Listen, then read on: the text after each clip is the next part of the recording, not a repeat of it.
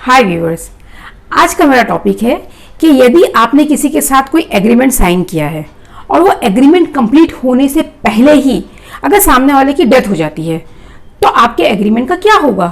क्या आपका एग्रीमेंट ख़त्म हो गया, फिनिश हो गया? आप उस एग्रीमेंट को जारी नहीं रख सकते या उस एग्रीमेंट के तहत आप अपनी प्रॉपर्टी नहीं ले सकते? ये मैं आपको इस वीडियो में बताने वाली हूँ, इसीलिए मेरा ये वीडियो अंत तक ज़रूर देखिएगा। मेरे वीडियो को लाइक कीजिएगा, शेयर कीजिएगा और मेरे चैनल को सब्सक्राइब कीजिएगा। तो व्यूअर्स, जब भी आप किसी के साथ कोई एग्रीमेंट साइन करते हैं, कोई कॉन्ट्रैक्ट साइन करते हैं, तो आप गौर कीजिएगा आपके नाम के आगे और आपके अपोनेंट पार्टी के नाम के आगे हमेशा एक चीज़ लिखी हुई होगी, and it includes his legal representative, legal aids, administrator and executor etcetera. इसका मतलब क्या है?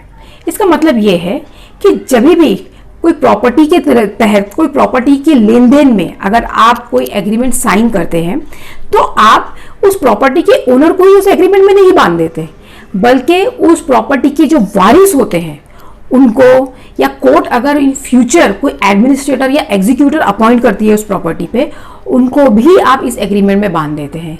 इसीलिए जब उस पार्टी की अगर डेथ हो जाए तो आप उस एग्रीमेंट को इन्फोर्स करा सकते हैं उनके वारिस के अगेंस्ट और उनके वारिस के थ्रू भी। मैं आपको एक एग्जांपल देती हूँ।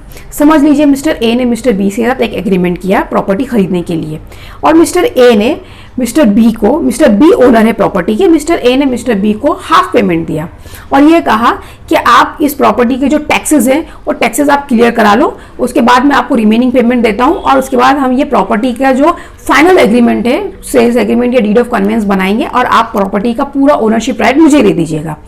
यही कहते हुए एक पार्टी ने दूसरे पार्टी को हाफ पेमेंट दे दिया।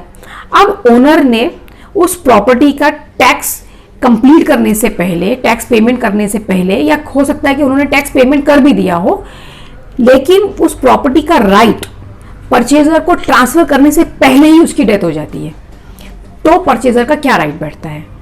परचेजर जो है उसके जो वारिस हैं उस प्रॉपर्टी के, उनके अगेंस्ट में केस कर सकता है, ये कहते हुए कि ये प्रॉपर्टी पे मेरा राइट है क्योंकि मैंने पार्ट पेमेंट कर दिया हूँ, और जो इसके वारिस हैं वो या तो मेरा पैसा जो पे किया हुआ है वो मुझे पूरे के पूरे वापस दे दे इंटरेस्ट के साथ, या तो मेरा ये एग्रीमेंट वो खुद कंप्लीट कर दे, बाकी का पेमेंट मैं देने के लिए तैयार हूँ, वो मेरा बाकी का पेमेंट ले लें और वो प्रॉपर्टी का राइट मुझे दे दें। इसे कहते हैं स्पेसिफिक परफॉर्मेंस ऑफ कॉन्ट्रैक्ट। मैं फिर रिपीट कर रही हूँ, ये मेरे आप स्क्रीन पे भी देख रहे होंगे। इसे कहते हैं स्पेसिफिक परफॉर्मेंस ऑफ कॉन्ट्रैक्ट, जो है स्पेसिफिक रिलीफ एक्ट के अंदर। तो इस एक्ट के अंदर आप सूट फाइल कर सकते हैं उसके वारिस के अगेंस्ट में, और आप ये कह सकते हैं कि ये प्रॉपर्टी मुझे दे दी जाए क्योंकि ऑलरेडी हमारा ये एग्रीमेंट हो चुका था और मैं अपना पार्ट कंप्लीट करने के लिए तैयार हूँ। देखिए व्यूअर्स, जब भी ऐसा कोई मसला आता है, मैंने अक्सर देखा है कि लोग कोर्ट जाने से पहले या कोर्ट जाने के बजाय पुलिस के सामने चले जाते हैं। उन्हें ऐसा लगता है कि भाई सिविल सूट है, लंबा चलेगा, कौन टाइम वेस्ट करे, तो पुलिस के सामने जाते हैं और शॉर्टकट में अपना मैटर निपटाने की कोशिश करते हैं। ये शॉर्टकट एक तरीके का लॉन्ग कट हो जाता है। मुझे आप एक बात बताइए, जब तक कोई मैटर के अंदर क्राइम हुआ नहीं है तो पुलिस वो मैटर में क्या करेगी? और ताज्जुब की बात है, कुछ कुछ मैटर्स में मैंने खुद देखा है कि पुलिस दोनों पार्टी को बुलाती भी है और दोनों के मैटर को सॉर्ट आउट करने की कोशिश भी करती है। ये मुझे ताज्जुब लगता है कि ये कौन से प्रोविजन के अंदर पुलिस कर रही है।